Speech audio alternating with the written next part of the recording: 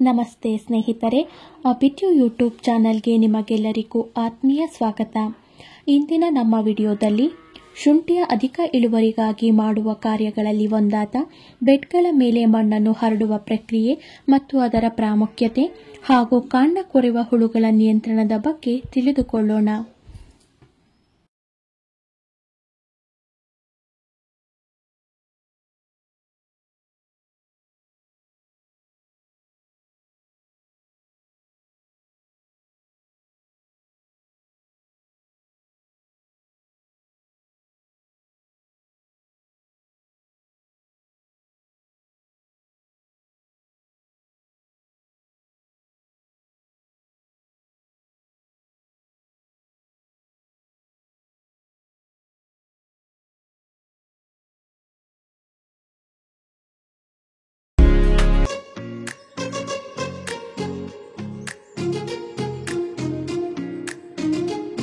ಕಾಂಡ ಕೊರೆಯುವ ಹುಳುಗಳು ಮೊಳಕೆಯೊಡೆದ ಶುಂಠಿಯನ್ನ ಕಾಂಡದಲ್ಲಿಯೇ ಕಡಿದು ಹುಟ್ಟಿರೋ ಶುಂಠಿನ ಹಾಳು ಮಾಡ್ತವೆ. ಇದರಿಂದ ಹುಟ್ಟಿರೋ ಶುಂಠಿ ಸಂಪೂರ್ಣವಾಗಿ ಒಣಗಿ ನಾಶ ಹೊಂದುತ್ತೆ. ನಮ್ಮ ಕೃಷಿ ಭೂಮಿಯಲ್ಲಿ ಮೊದಲ ಬಾರಿ ಔಷಧಿ ಸಿಂಪಡಣೆ ಮಾಡಿದಾಗ ಕಾಂಡ ಕೊರೆಯುವ ಹುಳುಗಳು ನಿಯಂತ್ರಣಕ್ಕೆ ಬರದೇ ಇದ್ದ ಕಾರಣ ಹೊಲದಾದ್ಯಂತ ಗುಣಿಯಿಂದ ಗುಣಿಗೆ ಹರಡಲಾರಂಭಿಸಿದ್ವು.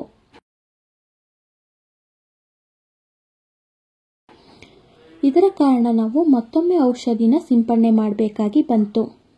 ಸ್ನೇಹಿತರೆ, ಶುಂಠಿ ಮೊಳಕೆ ಬರೋದಕ್ಕೆ ಹೆಚ್ಚು ಕಮ್ಮಿ 1 ತಿಂಗಳು ಬೇಕಾಗತ್ತೆ. ಕಾಂಡ ಕೊರೆಯುವ ಹುಳುಗಳನ್ನು ನಾವು ನಿಯಂತ್ರಣ ಮಾಡಲಿಲ್ಲ ಅಂದರೆ ನಮ್ಮ ಗಿಡದ ಬೆಳವಣಿಗೆ ತುಂಬಾನೇ ಲೇಟ್ ಆಗುತ್ತೆ. ಇದರಿಂದ ನಮಗೆ ಇಳುವರಿ ಕೂಡ ಕುಂಠಿತ ಹೊಂದುತ್ತೆ. ನೀವು ವಿಡಿಯೋದಲ್ಲಿ ಗಮನಿಸಬಹುದು ಸ್ನೇಹಿತರೆ, ಯಾವ ರೀತಿ ಕಾಂಡ ಕೊರೆಯುವ ಹುಳುಗಳು ಶುಂಠಿಯ ಗಿಡವನ್ನು ಹಾಳು ಮಾಡ್ತವೆ ಅಂತ ಹೇಳಿ.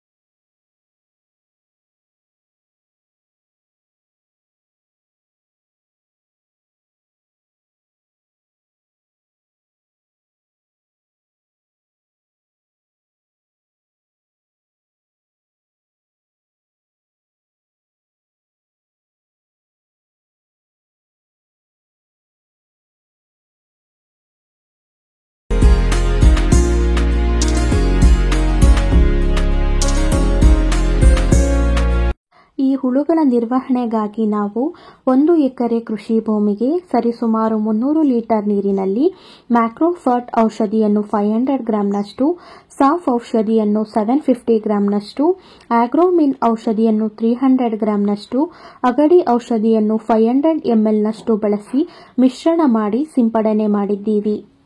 ಆದರೆ ಸ್ನೇಹಿತರೆ, ಈ ಔಷಧಿಯ ಬಳಕೆಗೂ ಕೂಡ ಹುಳುಗಳು ನಮಗೆ ಕಂಟ್ರೋಲಿಗೆ ಬರಲಿಲ್ಲ. ಸೊ ನಾವು ಪುನಃ 15 ದಿನಗಳ ನಂತರ ಬೇರೆ ಔಷಧಿಯನ್ನ ಬಳಕೆ ಮಾಡಿದ್ವಿ ಸ್ನೇಹಿತರೆ. ಈ ಔಷಧಿಯ ಮಿಶ್ರಣದ ಪ್ರಮಾಣ ಈ ರೀತಿ ಇದೆ ಸ್ನೇಹಿತರೆ. 1 ಎಕರೆ ಕೃಷಿ ಭೂಮಿಗೆ ಸರಿಸುಮಾರು 300 ಲೀಟರ್ ನೀರಿನಲ್ಲಿ ಪ್ರೋಟಿಗಾನ್ ಪ್ಲಸ್ ಔಷಧಿಯನ್ನ 600 ml, ಬೆನ್ಮೈನ್ ಔಷಧಿಯನ್ನ 350 ಗ್ರಾಂನಷ್ಟು, ಆಪ್ಡಾ ಔಷಧಿಯನ್ನ 750 ml, ಏರಿಸ್ ಫರ್ಟಿಮ್ಯಾಕ್ಸ್ HD ಔಷಧಿಯನ್ನ 400 ಗ್ರಾಂನಷ್ಟು, ನಿಂಬೆಸೈಡ್ ಔಷಧಿಯನ್ನ 350 ml ಮಿಶ್ರಣ ಮಾಡಿ ಸಿಂಪಡಣೆ ಮಾಡಿದ್ದೀವಿ ಸ್ನೇಹಿತರೆ. ಈ ಔಷಧಿಯ ಸಿಂಪಡಣೆಯು ನಮಗೆ ಉತ್ತಮ ಪ್ರತಿಫಲ ನೀಡಿದೆ. ಈಗ ನಮ್ಮ ಕೃಷಿ ಭೂಮಿಯಲ್ಲಿ ಕಾಂಡ ಕೊರೆಯುವ ಹುಳುಗಳು ಸಂಪೂರ್ಣವಾಗಿ ನಾಶ ಹೊಂದಿವೆ ಮತ್ತು ಗಿಡಗಳು ಉತ್ತಮವಾಗಿ ಬೆಳೆಯುತ್ತಿವೆ. ಸ್ನೇಹಿತರೆ, ನೀವು ಈಗ ನೋಡ್ತಿರೋದು 3.5 ತಿಂಗಳ ಶುಂಠಿ.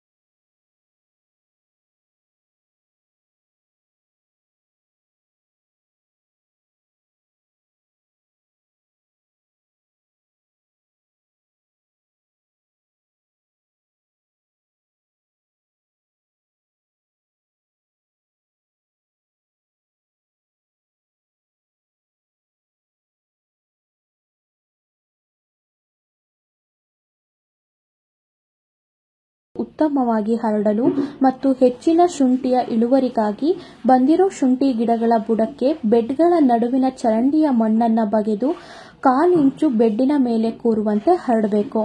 ಈ ರೀತಿ ಪ್ರತಿ ತಿಂಗಳಿಗೊಮ್ಮೆ 3 ಬಾರಿ ಮಾಡಬೇಕಾಗತ್ತೆ. ಹೀಗೆ ಮಾಡುವುದರಿಂದ ಹೆಚ್ಚಿನ ಪ್ರಮಾಣದ ಕಂದುಗಳು ಬೆಳವಣಿಗೆ ಹೊಂದಿ ಉತ್ತಮ ಇಳುವರಿಯನ್ನು ಕಾಣಬಹುದು. ಬನ್ನಿ ಸ್ನೇಹಿತರೆ, ಶುಂಠಿ ಬೆಡ್ಗಳ ಮೇಲೆ ಯಾವ ರೀತಿ ಮಣ್ಣನ್ನು ಹರಡಲಾಗತ್ತೆ ಅಂತ ಹೇಳಿ ಒಮ್ಮೆ ನೋಡ್ಕೊಂಬರೋಣ.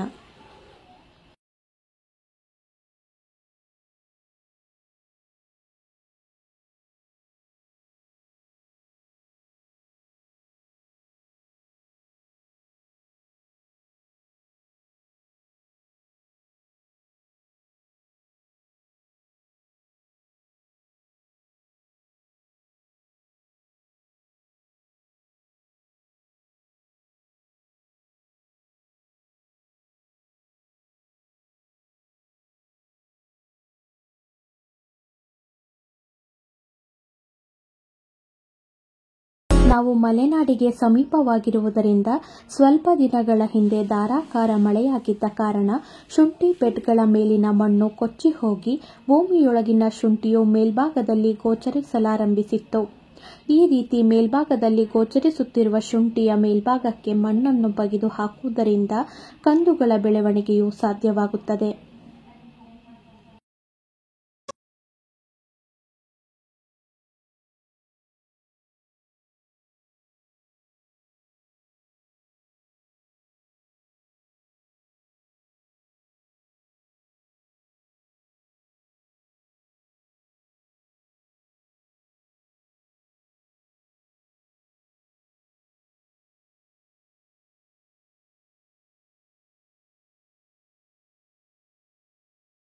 ಸದ್ಯದ ಶುಂಠಿ ನಾಟಿಯ ಮಾಹಿತಿಯಾಗಿದೆ.